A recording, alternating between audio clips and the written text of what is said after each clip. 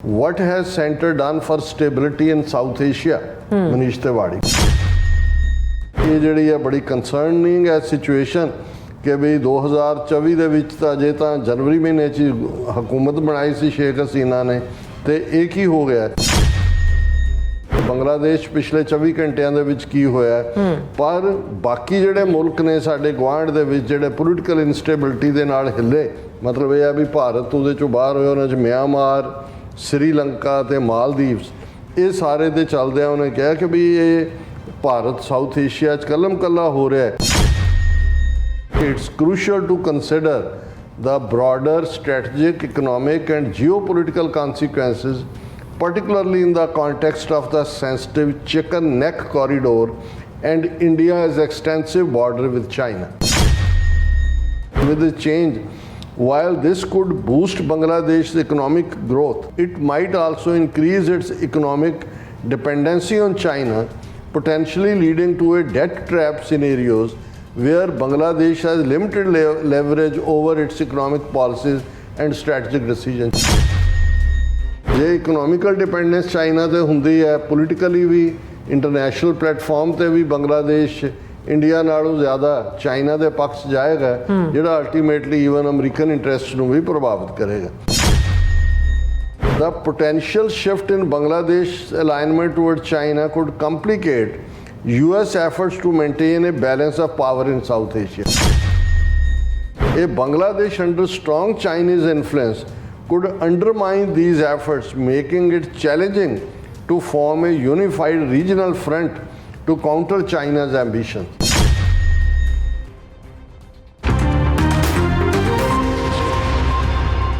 ਦਰਸ਼ਕੋ breakfast ਤੁਹਾਡਾ ਸਭ ਦਾ ਭਰਪੂਰ ਸਵਾਗਤ ਹੈ। ਸੋ ਵੀ ਇਸ ਗੱਲਬਾਤ ਕਰਨ ਚਾਹ ਰਹੇ ਹਾਂ ਕਿ ਬੰਗਲਾਦੇਸ਼ ਵਿੱਚ ਆਈ ਤਬਦੀਲੀ ਸਾਊਥ ਏਸ਼ੀਆ ਅਤੇ ਭਾਰਤ ਨਾਲ ਸੰਬੰਧਾਂ ਨੂੰ ਕਿਵੇਂ ਪ੍ਰਭਾਵਿਤ ਕਰੇਗੀ ਔਰ ਜੀਓਪੋਲਿਟਿਕਸ ਅਤੇ ਚੀਨ ਨਾਲ ਸੰਬੰਧਿਤ ਜਿਹੜੀ ਨੀਤੀ ਹੈ ਉਹ ਕਿਵੇਂ ਪ੍ਰਭਾਵਿਤ ਹੋਏਗੀ। ਸੋ ਵਿਊਅਰਸ ਇਉਂ ਜਾਪਦਾ ਹੈ ਕਿ ਭਾਰਤ ਸਾਊਥ ਏਸ਼ੀਆ ਵਿੱਚ ਬਿਲਕੁਲ ਕਲਮ ਕੱਲਾ ਰਹਿ ਗਿਆ। ਸੋ ਇਸ ਬਾਰੇ ਆਪਾਂ ਗੱਲਬਾਤ ਕਰਨ ਜਾ ਰਹੇ ਹਾਂ। ਸੋ ਅਸੀਂ ਚਾਹਾਂਗੇ ਕਿ ਤੁਸੀਂ ਇਸੇ ਤਰ੍ਹਾਂ ਬਣੇ ਰਹਿਣਾ ਦੇਖਣ ਸੁਣ ਲਈ ਐਂ ਲਿਖਣ ਲਈ ਤੁਹਾਡਾ ਸਭ ਦਾ ਬਹੁਤ ਬਹੁਤ ਧੰਨਵਾਦ ਜੀ। ਡਾਕਟਰ ਸਾਹਿਬ ਕੀ ਵਿਚਾਰਾਂ ਨੇ? ਦੇਖੋ ਜਿਵੇਂ ਸੁਬਰਾਮਨੀਅਮ ਸਵਾਮੀ ਨੇ ਜੋ ਕੁਛ ਬੰਗਲਾਦੇਸ਼ ਵਾਪਰਿਆ ਉਹਦੇ ਬਾਰੇ ਕਿਹਾ ਕਿ ਵੀ ਮੋਦੀ ਬਿਲਕੁਲ ਬਰਫ਼ 'ਚ ਲੱਗ ਗਿਆ ਫਰੀਜ਼ ਹੋ ਗਿਆ ਉਵੇਂ ਹੀ ਜਿਵੇਂ ਕਿ ਚਾਈਨਾ ਨੇ ਜਦੋਂ ਗਲਵਾਨ ਵੈਲੀ ਔਰ ਬਾਅਦ ਦੇ ਵਿੱਚ ਪੈਂਗੋਂਗ ਸੋ ਡੈਪਸੋਂਗ 4000 ਕਿਲੋਮੀਟਰ ਏਰੀਆ ਇੰਡੀਆ ਦਾ ਦੱਬਿਆ ਔਰ ਇਹ ਬਿਲਕੁਲ ਮੂੰਹ ਆਵਾਜ਼ ਕੱਢਣ ਨੂੰ ਤਿਆਰ ਨਹੀਂ ਸੀ ਰਾਦਰ ਇਹ ਕਿ ਨਾ ਕੋਈ ਆਇਆ ਨਾ ਕੋਈ ਗਿਆ ਨਾ ਕੋਈ ਗੁੱਸਾ ਨਾ ਕੁਛ ਲਿਆ ਨਾ ਕੁਛ ਦਿਆ ਜਿਹੜੇ ਮੋਦੀ ਦੀ ਪਾਰਲੀਮੈਂਟ 'ਚ ਲਾਈਨ ਹੈ ਪਰ ਬੰਗਲਾਦੇਸ਼ ਦੀ ਸਿਚੁਏਸ਼ਨ 'ਚ ਔਰ ਉਸ ਮਾਮਲੇ 'ਚ ਚੀਨ ਦੇ ਮਾਮਲੇ 'ਚ ਤਾਂ ਇਹਨਾਂ ਨੇ ਐਡਮਿਟ ਵੀ ਨਹੀਂ ਕੀਤਾ ਔਰ ਕਦੇ ਵੀ ਆਪੋਜੀਸ਼ਨ ਨੂੰ ਭਰੋਸੇ 'ਚ ਨਹੀਂ ਲਿਆ ਪਰ ਬੰਗਲਾਦੇਸ਼ ਦੀ ਸਿਚੁਏਸ਼ਨ ਨੇ ਇਹਨਾਂ ਨੂੰ ਕਿਵੇਂ ਪੈਰਾਂ 'ਚੋਂ ਕੱਢਿਆ ਕਿ ਪਾਰਲੀਮੈਂਟ 'ਚ ਹਾਲਾਂ ਮੋਦੀ ਇਸ 'ਤੇ ਕੁਛ ਨਹੀਂ ਬੋਲਿਆ ਐਸ ਜੈ ਸ਼ੰਕਰ ਨੇ ਬਿਆਨ ਦੇਣ ਤੋਂ ਪਹਿਲਾਂ ਜਿਹੜਾ ਪੂਰੀ ਆਪੋਜੀਸ਼ਨ ਦੇ ਨਾਲ ਜਿਹੜਾ ਉਹ ਇੱਕ ਹਕੂਮਤੀ ਅਦਾਰਿਆਂ ਦੀ ਪੂਰੀ ਮੁਲਾਕਾਤ ਹੁੰਦੀ ਹੈ ਲੰਮਾ ਚੌੜਾ ਔਰ ਉਹਨਾਂ ਦੀ ਪੂਰੀ ਹਮਾਇਤ ਉਹਨਾਂ ਨੂੰ ਕਿਹਾ ਹੋਣਾ ਕਿ ਵੀ ਇਹ ਤਾਂ ਜਾ ਰਿਹਾ ਭਾਰਤ ਹੱਥੋਂ ਸਭ ਕੁਛ ਹੀ ਨਹੀਂ ਬੰਗਲਾਦੇਸ਼ ਦਾ ਜਾਣਾ ਹੱਥੋਂ ਔਰ ਹਸਟਾਈਲ ਉੱਥੇ ਰਜੀਮ ਉੱਥੇ ਤਾਂ ਉਹਨਾਂ ਨੇ ਦੱਬਿਆ ਹੋਇਆ ਸੀ 15 ਸਾਲ ਤੋਂ ਹੁਣ ਸੀ ਸ਼ੇਖ ਹਸੀਨਾ ਉਸ ਤੋਂ ਪਹਿਲਾਂ ਵੀ ਇੱਕ ਵਾਰੀ 5 ਸਾਲ ਰਹੀ 2002 ਦੇ ਨੇੜੇ ਤੇੜੇ ਪਰ ਹੁਣ ਤਾਂ ਪੂਰਾ ਇਨਫਰਾਸਟਰਕਚਰ ਹੀ ਬੰਗਲਾਦੇਸ਼ 'ਚ ਇੰਡੀਅਨ ਰਾ ਨੇ ਉਹ ਨੇਵਲ ਵੀ ਏਅਰ ਫੋਰਸ ਵਾਲਾ ਵੀ ਦੂਜਾ ਵੀ ਬਣਾਇਆ ਹੋਇਆ ਸੀ ਹਾਲਾਂ ਥੋੜ੍ਹੀ ਬਹੁਤ ਚਲਾਕੀ ਨਾਲ ਚੀਨ ਤੋਂ ਵੀ 3-4 ਬਿਲੀਅਨ ਡਾਲਰ ਲਿਆ ਹੋਇਆ ਸੀ ਜਿਹੜਾ ਕਰਜ਼ਾ ਅਜੇ ਮੋੜਿਆ ਨਹੀਂ ਸੀ ਜਾ ਰਿਹਾ ਹੁਣ ਇਹ ਘਬਰਾਹਟ ਕਿਸ ਹੱਦ ਤੱਕ ਹੈ ਹਾਲਾਂ ਆਪੋਜੀਸ਼ਨ ਵੀ ਬਿਲਕੁਲ ਘਬਰਾਈ ਹੋਈ ਹੈ ਕਿਉਂਕਿ ਲੈ ਦੇ ਕੇ ਉਹਨਾਂ ਨੂੰ ਇਹ ਨਜ਼ਰ ਆ ਰਿਹਾ ਵੀ ਇਹ ਸਾਡੀ ਭਾਰਤ ਮਾਤਾ ਦੇ ਆਲੇ ਦੁਆਲਿਓਂ ਪੈਰਾਂ 'ਚੋਂ ਜੁੱਤੀ ਵੀ ਖਿੱਚ ਲਈ ਉਹ ਸਿਰ ਦੇ ਵਾਲ ਵੀ ਪੁੱਟ ਲਏ ਔਰ ਇਹ ਭਾਵਨਾ ਮਨੀਸ਼ ਤਿਵਾੜੀ ਜਿਹੜਾ ਕਾਂਗਰਸ ਦਾ MP ਬਣਿਆ ਚੰਡੀਗੜ੍ਹ ਤੋਂ ਵਿਸ਼ਵਨਾਥ ਤਿਵਾੜੀ ਦਾ ਮੁੰਡਾ ਉਹ ਪਾਰਲੀਮੈਂਟ 'ਚ ਖਲੋ ਕੇ ਕਹਿੰਦਾ ਹੈ ਕਿ ਵੀ ਔਰ ਮੀਡੀਆ ਨੇ ਹੈਡਲਾਈਨ ਹੀ ਇਹ ਦਿੱਤੀ ਹੈ ਵਾਟ has centre done for stability in south Asia Manish Tiwari ਕਿਉਂਕਿ ਇਹਨਾਂ ਨੂੰ ਲੱਗਦਾ ਵੀ ਇਹ ਬੰਗਲਾਦੇਸ਼ ਦਾ ਜਾਣਾ ਤਾਂ ਸਾਰਾ ਸਾਊਥ ਏਸ਼ੀਆ 'ਚ ਭਾਰਤ ਬਿਲਕੁਲ ਕਲਮ ਕੱਲਾ ਹੋ ਗਿਆ ਔਰ ਇਹ 0 ਆਵਰ ਦੇ ਵਿੱਚ ਉਹਨੇ ਇਸ ਸਵਾਲ ਨੂੰ ਚੁੱਕਦਿਆਂ ਕਿਹਾ ਕਿ ਇਹ ਬੜੀਆਂ ਖਤਰਨਾਕ ਡਿਵੈਲਪਮੈਂਟਸ ਹੋਈਆਂ ਨੇ ਬੰਗਲਾਦੇਸ਼ ਦਾ ਤਾਂ ਅਸੀਂ ਹੀ ਇਹਨੂੰ ਸਪੈਸ਼ਲ ਰਿਲੇਸ਼ਨਸ਼ਿਪ ਵੀ ਸੀ 1971 'ਚ ਇਹਨੂੰ ਭਾਰਤ ਨੇ ਜਿਹੜਾ ਸਾਊਥ ਏਸ਼ੀਆ ਦੇ ਮੈਪ ਤੇ ਕ੍ਰੀਏਟ ਕੀਤਾ ਐਜ਼ ਏ ਸੈਪਰੇਟ ਨੇਸ਼ਨ ਔਰ ਇਹ ਜਿਹੜੀ ਹੈ ਬੜੀ ਕੰਸਰਨਿੰਗ ਹੈ ਸਿਚੁਏਸ਼ਨ ਕਿ ਵੀ 2024 ਦੇ ਵਿੱਚ ਤਾਂ ਅਜੇ ਤਾਂ ਜਨਵਰੀ ਮਹੀਨੇ 'ਚ ਹਕੂਮਤ ਬਣਾਈ ਸੀ ਸ਼ੇਖ ਹਸੀਨਾ ਨੇ, ਤੇ ਇਹ ਕੀ ਹੋ ਗਿਆ। ਔਰ ਇਹ ਉਹਨੇ ਕਿਹਾ ਨਾਲ ਦੀ ਨਾਲ ਕਿ ਵੀ ਇਹ ਸਿਰਫ ਇਹ ਨਹੀਂ ਹੈ ਕਿ ਵੀ ਮੈਂ ਇਹ ਕਹਿ ਰਿਹਾ ਕਿ ਬੰਗਲਾਦੇਸ਼ ਪਿਛਲੇ 24 ਘੰਟਿਆਂ ਦੇ ਵਿੱਚ ਕੀ ਹੋਇਆ, ਪਰ ਬਾਕੀ ਜਿਹੜੇ ਮੁਲਕ ਨੇ ਸਾਡੇ ਗੁਆਂਢ ਦੇ ਵਿੱਚ ਜਿਹੜੇ ਪੋਲੀਟੀਕਲ ਇਨਸਟੇਬਿਲਿਟੀ ਦੇ ਨਾਲ ਹਿੱਲੇ, ਮਤਲਬ ਇਹ ਆ ਵੀ ਭਾਰਤ ਉਹਦੇ ਚੋਂ ਬਾਹਰ ਹੋਇਆ, ਉਹਨਾਂ 'ਚ ਮਿਆਂਮਾਰ, ਸ੍ਰੀਲੰਕਾ ਤੇ ਮਾਲਦੀਵਸ, ਇਹ ਸਾਰੇ ਦੇ ਚੱਲਦਿਆਂ ਉਹਨੇ ਕਿਹਾ ਕਿ ਵੀ ਇਹ ਭਾਰਤ ਸਾਊਥ ਏਸ਼ੀਆ 'ਚ ਕੱਲਮ ਕੱਲਾ ਹੋ ਰਿਹਾ ਹੈ। ਇਨਸਟੇਬਿਲਿਟੀ ਸਾਊਥ ਏਸ਼ੀਆ ਦੇ ਵਿੱਚ ਭਾਰਤ ਨੂੰ ਬੜੀ ਬੁਰੀ ਤਰ੍ਹਾਂ ਪ੍ਰਭਾਵਿਤ ਕਰੇਗੀ। ਔਰ ਮੈਂ ਜਾਣਨਾ ਚਾਹੁੰਦਾ ਵੀ ਇਹ ਭਾਰਤ ਸਰਕਾਰ ਕੀ ਸਟੈਪ ਲੈ ਰਹੀ ਹੈ ਤਾਂ ਕਿ ਆਪਣੇ ਆਪ ਨੂੰ ਸਾਊਥ ਏਸ਼ੀਆ ਦੇ ਵਿੱਚ ਸਟੇਬਲ ਕਰ ਸਕੇ। ਸਟੈਪ ਕੀ ਲੈਣੇ ਨੇ ਉਹ ਤਾਂ ਫਰੀਜ਼ ਹੋਏ ਨੇ। ਐਸ ਜੈਸ਼ੰਕਰ ਦੀ ਸ਼ਕਲ ਦੇਖ ਲਓ, ਮੋਦੀ ਦੀ ਦੇਖ ਲਓ, ਅਜੀਤ ਡੋਵਲ ਦੀ ਦੇਖ ਲਓ। ਔਰ ਓਵਰਆਲ ਇਸ ਸਾਰੀ ਸਿਚੁਏਸ਼ਨ ਦੇ ਕੀ ਪ੍ਰਭਾਵ ਪੈਣਗੇ, ਸਟ੍ਰੈਟੇਜਿਕ ਇੰਪਲੀਕੇਸ਼ਨਸ ਕੀ ਹੋਣਗੀਆਂ, ਇਕਨੋਮਿਕ ਇੰਪਲੀਕੇਸ਼ਨਸ ਕੀ ਹੋਣਗੀਆਂ, ਜਿਓਪੋਲਿਟੀਕਲ ਇੰਪਲੀਕੇਸ਼ਨਸ ਕੀ ਨੇ, ਔਰ ਯੂਐਸ ਪਾਲਿਸੀ ਤੇ ਕੀ ਨੇ। ਸਾਡੇ ਇੱਕ ਨੌਜਵਾਨ ਥਿੰਕਰ ਸ਼ਹਬਾਜ਼ ਸਿੰਘ, ਉਹਨਾਂ ਨੇ ਸਾਨੂੰ ਆਪਣੀ ਲਿਖਤ ਭੇਜੀ ਹੈ ਔਰ ਉਹਦੇ 'ਚ ਉਹਨਾਂ ਨੇ ਕਿਹਾ ਕਿ it's crucial to consider the broader strategic, economic and geopolitical consequences, particularly in the context of the sensitive Chicken Neck corridor and India's extensive border with China.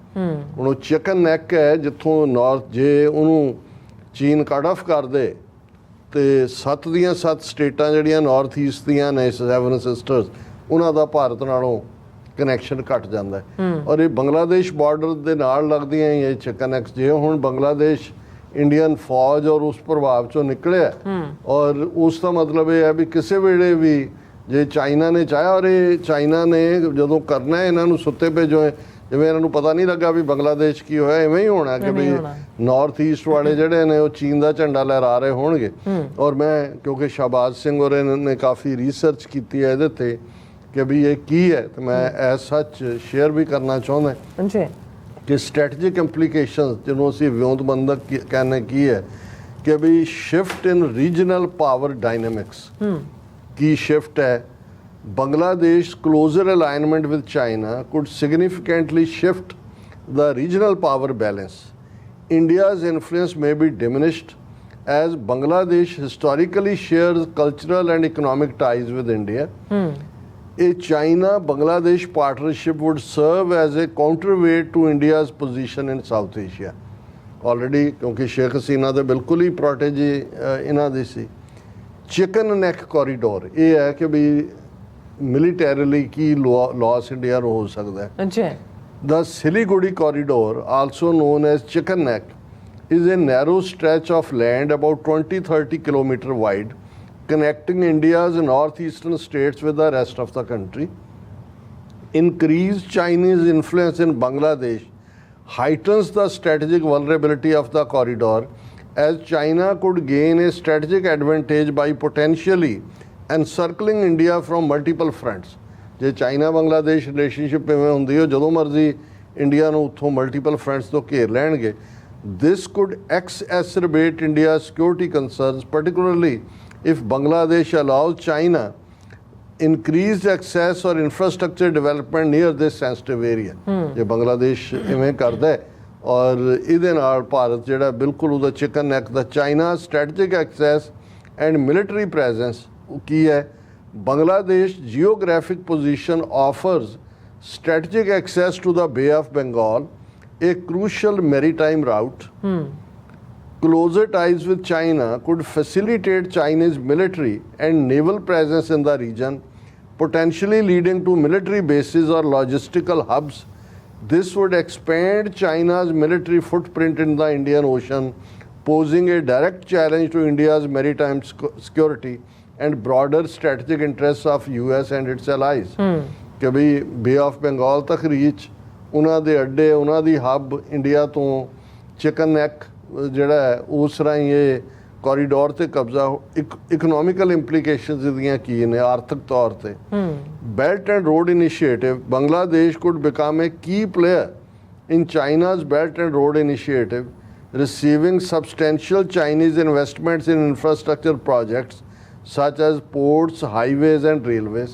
ਹੁਣ ਤਾਂ ਇਹ ਦੋਨੋਂ ਪਾਸੇ ਪਲੇ ਕਰਨ ਦੀ ਕੋਸ਼ਿਸ਼ ਕਰ ਰਹੀ ਸੀ, ਪਰ ਚਾਈਨਾ ਨੂੰ ਪਤਾ ਸੀ ਵੀ ਬੰਗਲਾਦੇਸ਼ ਨੂੰ ਤਾਂ ਰਾਹ ਰਨ ਕਰ ਰਹੀ ਹੈ, ਇਸ ਲਈ ਚਾਈਨਾ ਨੇ ਲੋਨ ਵਗੈਰਾ ਤਾਂ ਦੇ ਦਿੱਤਾ $2-3 ਬਿਲੀਅਨ ਦਾ, ਲੇਕਿਨ ਇਨਫਰਾਸਟ੍ਰਕਚਰ ਜਾਂ ਪੋਰਟਸ ਜਾਂ ਦੂਜੀਆਂ ਡਿਵੈਲਪ ਨਹੀਂ ਕੀਤੀਆਂ। ਹੁਣ with this change, while this could boost Bangladesh's economic growth, it might also increase its economic dependency on China, potentially leading to a debt trap scenarios where Bangladesh has limited leverage over its economic policies and strategic decisions। China ਬਾਰੇ ਕਿਹਾ ਜਾਂਦਾ ਵੀ ਉਹ ਜਦੋਂ develop ਕਰਦਾ ਹੈ ਕਿਸੇ ਨੂੰ ਖੁੱਲ੍ਹਾ ਜਿਹੜਾ ਉਹ ਕਰਜ਼ਾ ਦਿੰਦਾ ਉਹ ਵਾਪਸ ਤਾਂ ਜਲਦੀ ਮੋੜਿਆ ਨਹੀਂ ਜਾਂਦਾ, ਹੌਲੀ ਹੌਲੀ ਉਹ ਚੀਨ ਦਾ ਕਰਜ਼ਾਈ ਹੋ ਜਾਂਦਾ, ਉਹਨੂੰ ਡੈਟ ਟਰੈਪ ਕਹਿੰਦੇ ਨੇ ਵੀ ਉਹ ਟਰੈਪ ਦੇ ਵਿੱਚ ਫਿਰ ਉਹ ਫਸ ਜਾਂਦੇ ਨੇ ਤੇ ਪ੍ਰੋ ਚਾਈਨਾ ਹੋਣਾ ਉਹਨਾਂ ਦੀ ਮਜਬੂਰੀ ਬਣ ਜਾਂਦੀ ਹੈ।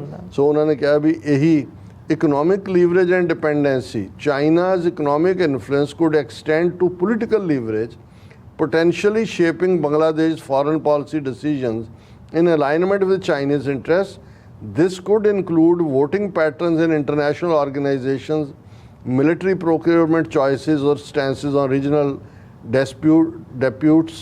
disputes, including those involving India।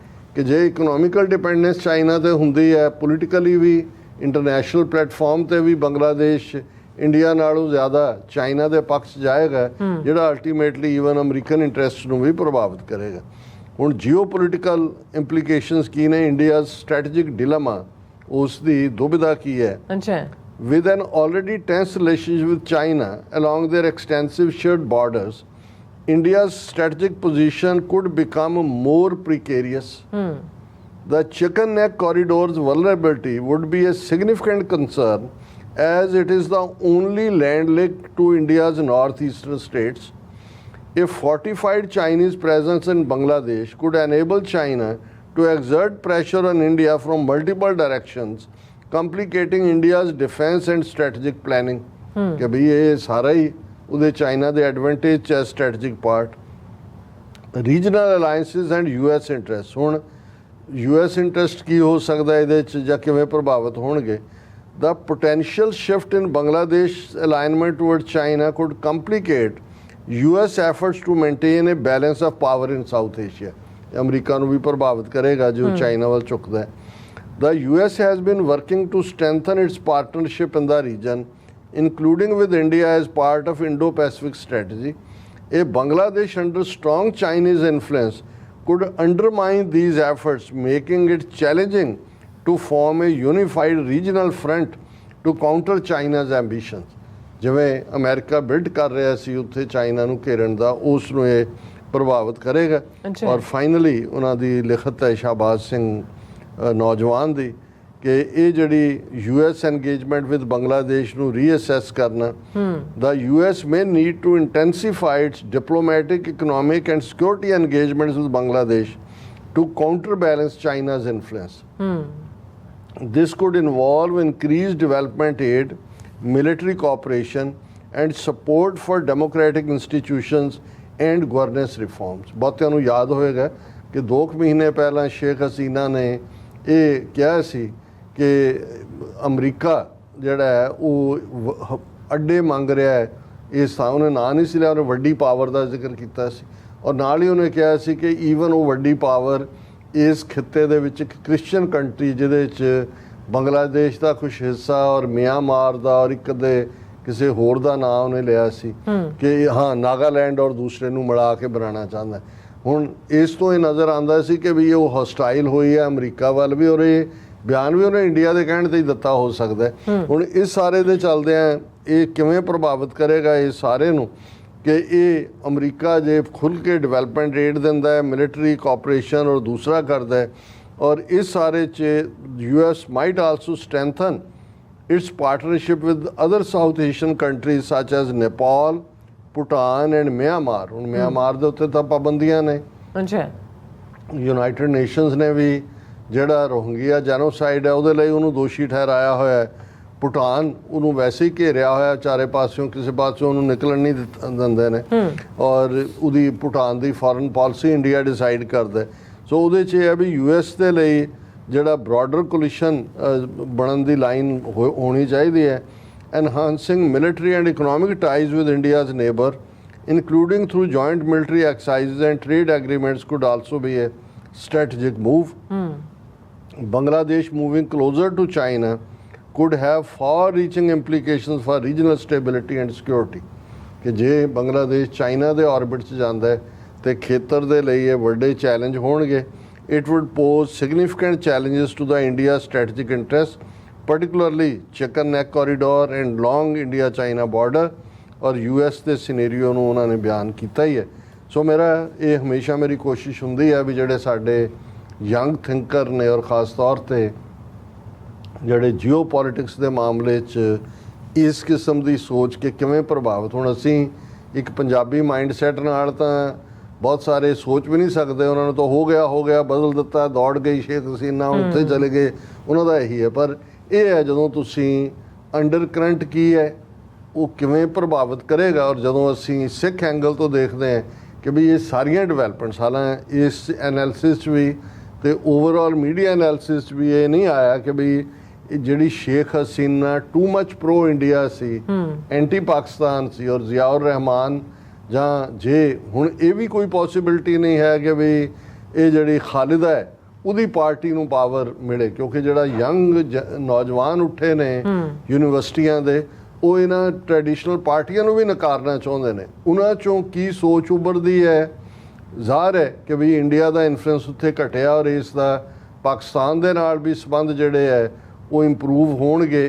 ਅਤੇ ਜੇ ਚਾਈਨਾ ਵੱਲ ਝੁਕਾਅ ਹੁੰਦਾ ਹੈ ਅਤੇ ਚਾਈਨਾ ਪਾਕਿਸਤਾਨ ਜਿਹੜਾ ਐਕਸਿਸ ਹੈ ਉਸ ਨੂੰ ਵੀ ਸਟਰੈਂਥ ਮਿਲਦੀ ਹੈ.